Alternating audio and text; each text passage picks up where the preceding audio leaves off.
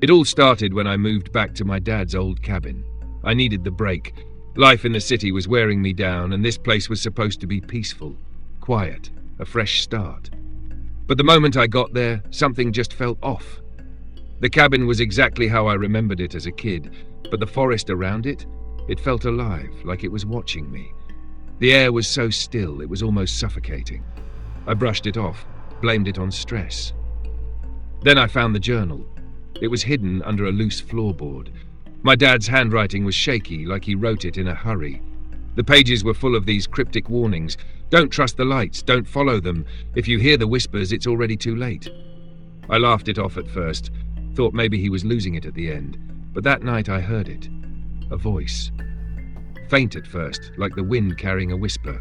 My name. It was saying my name. I didn't sleep.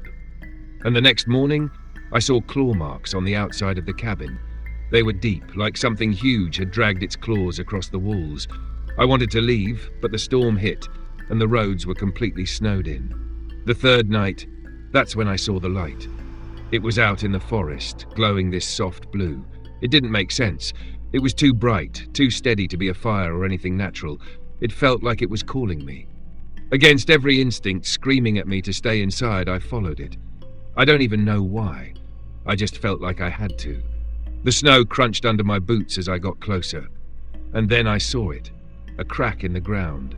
A literal fissure glowing with this blue, otherworldly light. That's when I realized the light wasn't coming from above. It was coming from below. And then they came out.